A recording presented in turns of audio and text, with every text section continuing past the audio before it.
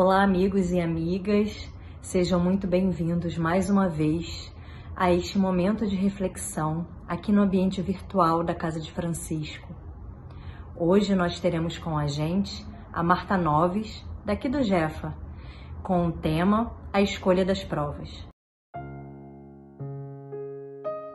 E para começar a nos preparar, vamos elevar os nossos pensamentos, agradecendo a Deus pela oportunidade de aprendizado e de crescimento e pedindo saúde e paz para toda a humanidade nesse momento tão delicado. Que a mensagem aqui possa calar fundo nos nossos corações, nos fortalecendo e nos incentivando a sermos cada vez melhores e mais felizes. Que assim possa ser e graças a Deus.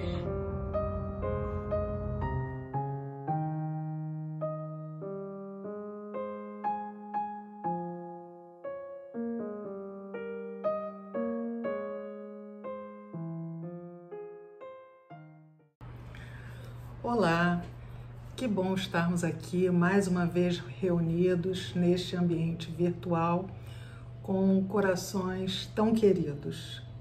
Hoje nós vamos refletir acerca do tema Escolha das Provas. Esse tema ele está no Livro dos Espíritos, nas questões que vão de 258 a 273. E de antemão eu convido todos vocês a lerem essas questões, já que o que a gente vai fazer aqui hoje, até por uma questão de tempo, né, é um compilado, né? A gente vai fazer um resumo daquilo que Kardec, né, cuidadosamente colocou para nós, né, nessa obra. E para isso a gente lembra que ele utilizou o critério do controle universal do ensino dos espíritos. O que é isso? Isso quer dizer que Kardec analisou as perguntas feitas a diferentes espíritos através de médiuns que não se conheciam, perguntas formuladas ao mesmo tempo e em diferentes lugares. E aí o que ele fez com as respostas que ele recebeu? Ele aproveitou aquelas que eram coincidentes para então elaborar as obras fundamentais da doutrina espírita, dentre as quais se encontra o Livro dos Espíritos. Mas primeiro, antes da gente falar da escolha das provas, é preciso que a gente entenda o que são essas provas, né?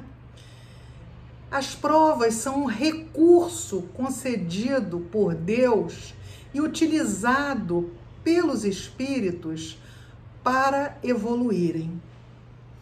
As provas são escolhidas pelos espíritos através de seu livre-arbítrio.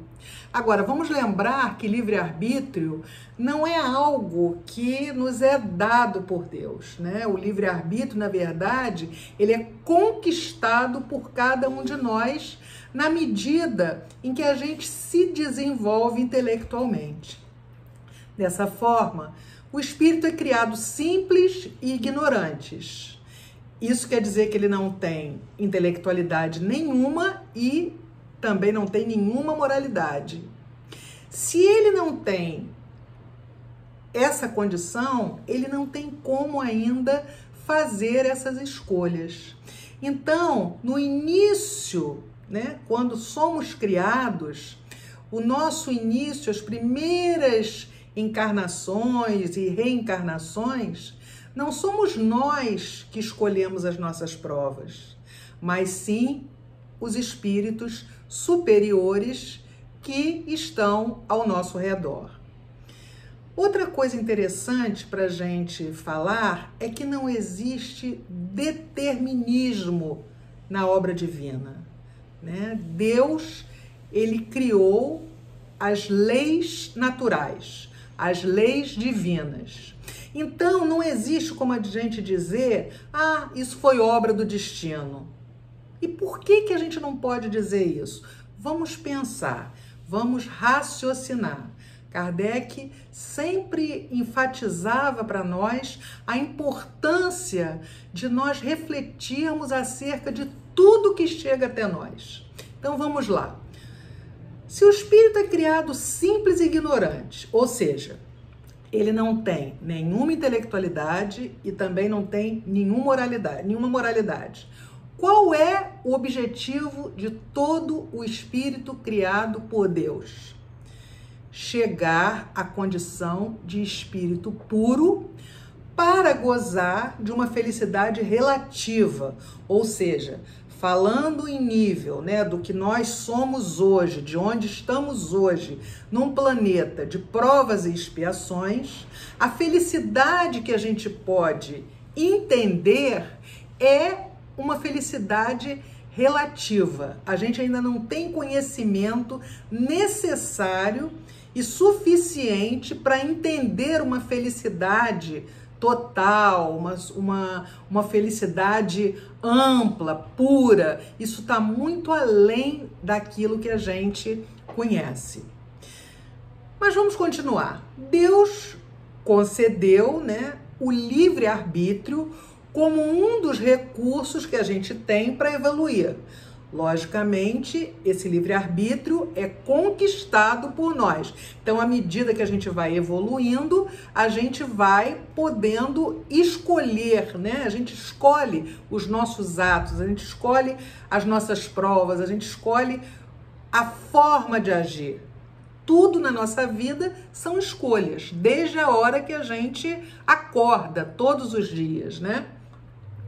Então, não faria sentido a gente achar que qualquer prova nos vai ser imposta por Deus e que a gente vai ser castigado se a gente não tirar nota 10.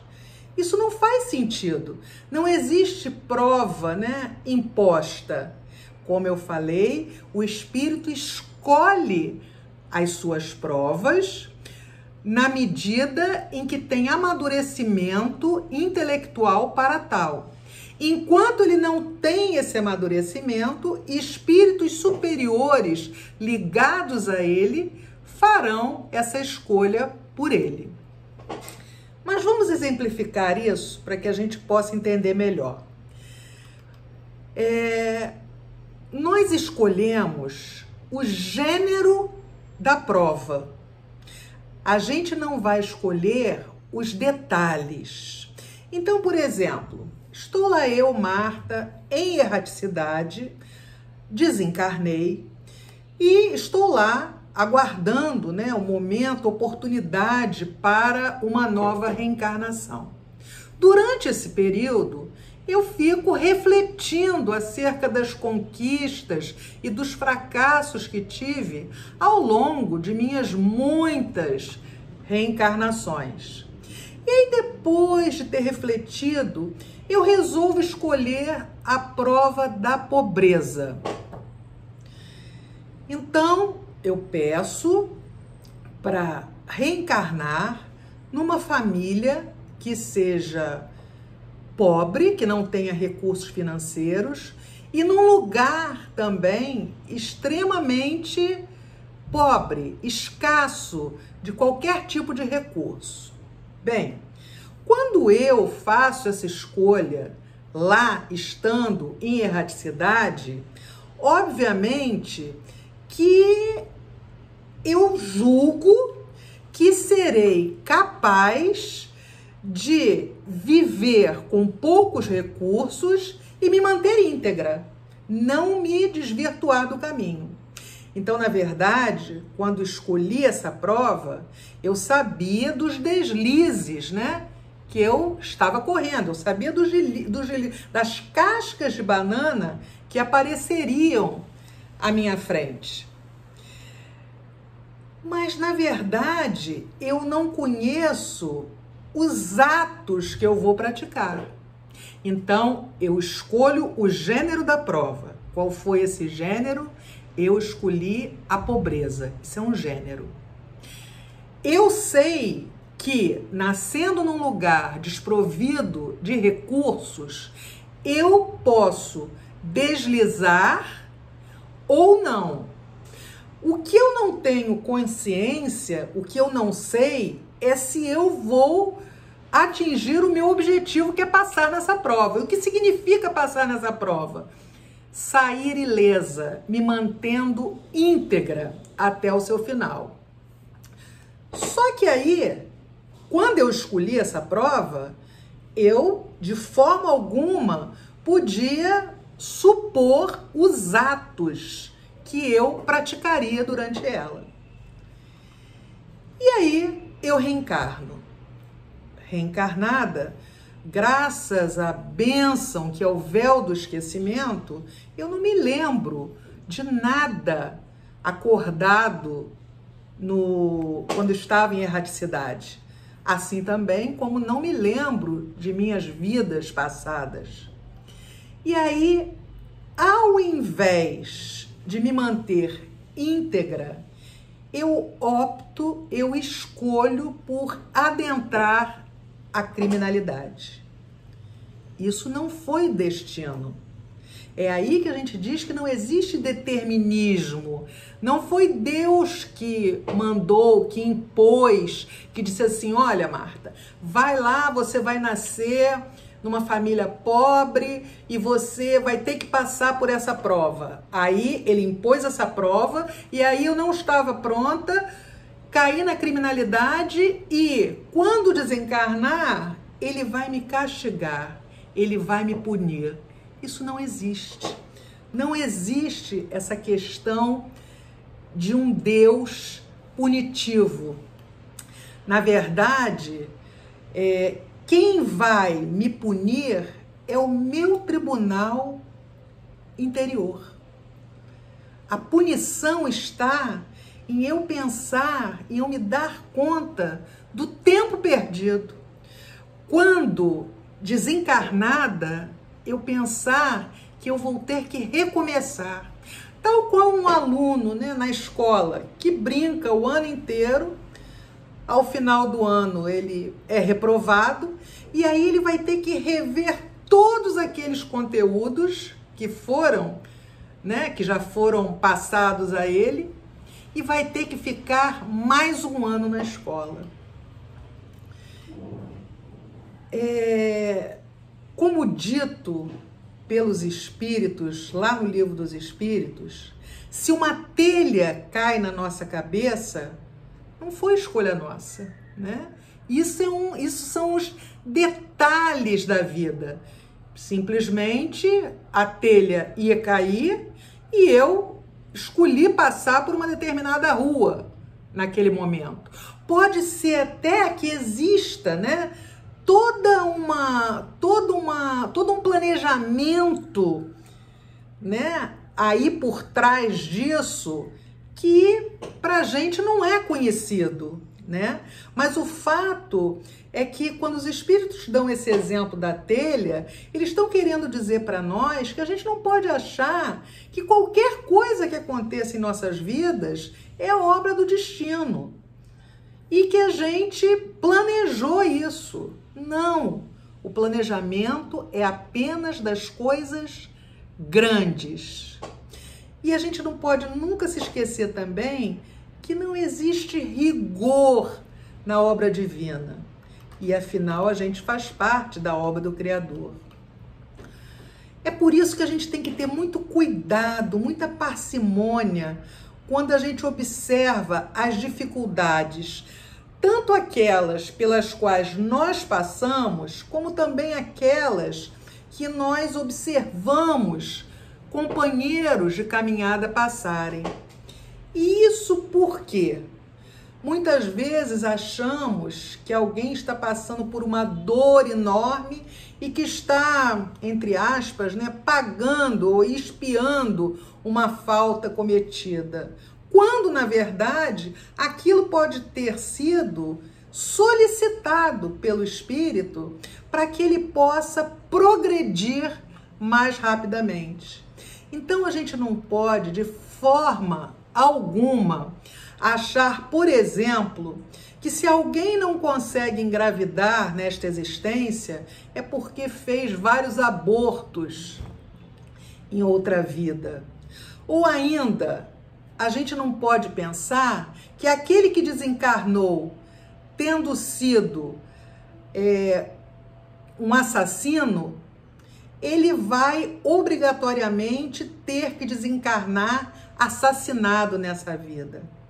Ou ainda, a gente não pode jamais pensar que sofrer sem merecimento aparente significa estar expiando uma falta. E para isso eu trago o caso de Victor Le Boufflers. Esse caso está contado em outra, das obras fundamentais do Espiritismo, elaborada por Allan Kardec, que é O Céu e o Inferno. Lá na segunda parte, a gente vai ver que Kardec nos traz relatos preciosos de espíritos que se encontram em erraticidade. O Victor, ele trabalhava no porto. E o porto é um lugar que em qualquer lugar do mundo, a gente sabe que reúne prostituição, drogas, jogo e alcoolismo. Sua vida foi sempre dedicada à sua mãe. Todo o dinheiro que ele ganhava era para o sustento de sua genitora e seu. Ele nunca saiu, naqueles bares, que a gente vê que são tão comuns existirem ali, nos portos pelo mundo. Ele nunca saiu, ele nunca se divertia. E ele descobriu muito cedo que ele tinha uma doença irreversível, ou seja, ele sabia que ia desencarnar. Mas nunca conversou sobre isso com sua mãe, porque ele queria poupá-la desse dissabor. E aí, ele desencarna, e desencarna muito jovem. Todos aqueles que viviam ali ao redor daquela família, que conheciam mãe e filho, não entenderam por que uma criatura que era rica em bondade teria desencarnado tão cedo sem um motivo. Então todos achavam que ele provavelmente ou com certeza estaria expiando uma falta passada. Entretanto, o guia do Victor, quando evocado por Kardec, trouxe a seguinte mensagem: Victor escolheu esta prova para progredir mais rapidamente. Então aquilo foi uma prova. Todo mundo achando que era um sofrimento, que aquilo tinha sido imposto, como é que aquilo podia ter acontecido. E, na verdade, ele escolheu aquilo porque ele queria progredir mais rapidamente. Então, não há rigidez na obra do Criador. Quem fez vários abortos, por exemplo, pode vir, numa outra vida, extremamente dedicada a crianças carentes. Essa pessoa pode escolher isso. O assassino de ontem pode hoje ser o médico que está salvando vidas. A gente não está naquela época mosaica do olho por olho, dente por dente. Como nos diz Kardec, Deus é paciente, ele não tem pressa. Por isso, asserenemos nossos corações. Outra coisa que eu acho importante de ser pontuada é que ninguém cruza o nosso caminho por acaso. Tudo tem uma razão de ser. Nada é solto no universo. Tudo se encadeia. Os filhos que chegam em nossas vidas, seja pela via direta ou indireta, ou seja, esses filhos vão chegar até nós através de nossos corpos, ou então serão adotados, deixados em nossa porta, ou então é aquele sobrinho cujos pais desencarnaram muito cedo, o os enteados, um neto que chega inesperadamente, enfim, todos aqueles que chegam em nossa vida para que a gente experiencie a missão da maternidade e da paternidade, não chegam por acaso. Eles fazem parte do nosso planejamento reencarnatório. Daí a importância de jamais fazermos distinção entre eles. Fazemos isso muitas vezes, né? Esse é meu filho, nasceu de mim, é uma continuação minha. Aquele, não, ele chegou aqui, mas ele é meu enteado, ele é filho do meu marido. E a gente acha que está sem nenhuma responsabilidade sobre isso. Ao contrário, nós temos que aproveitar essa fonte de aprendizado que é a chegada dessas criaturas em nossas vidas. Tem uma outra coisa interessante também acerca de provas. Outro dia me perguntaram assim: que aprendizado a gente pode tirar à luz da doutrina espírita quando a gente se depara com mulheres que são constantemente vítimas de violência? Aí, depois de pensar muito e trocar ideia num dos grupos de estudo dos quais eu faço parte, a gente chegou à conclusão de que não há aprendizado algum. Porque ninguém reencarna para sofrer. O grande aprendizado está em procurar ajuda para sair dessa situação de violência. Meus amigos, ninguém nasce predestinado a ser estuprador ou violento. Essa escolha é feita pelo espírito encarnado.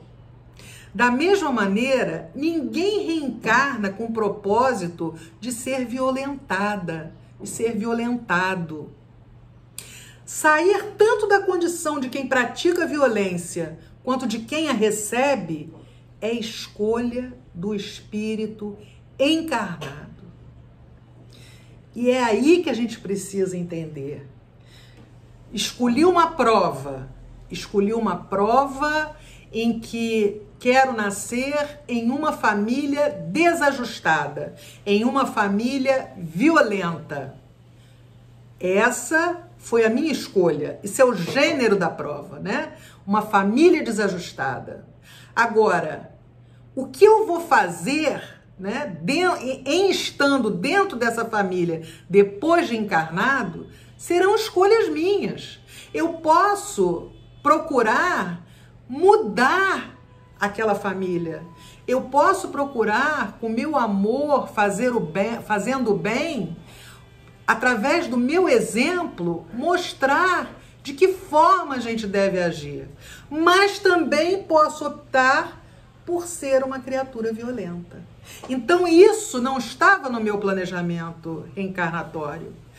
A prova que eu posso ter pedido nesses casos é ter, por exemplo, ter reencarnado numa família desajustada.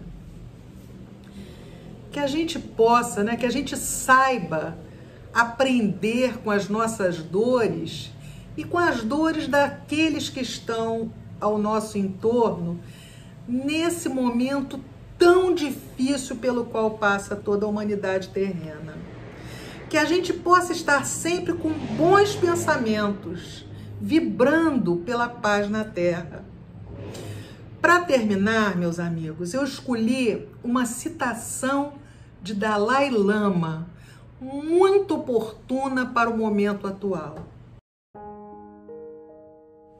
E para isso, eu peço a todos nós que asserenemos nossos pensamentos, que entremos em contato conosco mesmos e com os espíritos superiores que nos rodeiam, internalizando a seguinte mensagem: Ao sermos bondosos com o outro, podemos aprender a ser menos egoístas. Ao compartilharmos o sofrimento alheio, desenvolvemos maior preocupação pelo bem-estar de todas as criaturas. Esse é o ensinamento básico. Dalai Lama. Muita luz e muita paz para todos nós.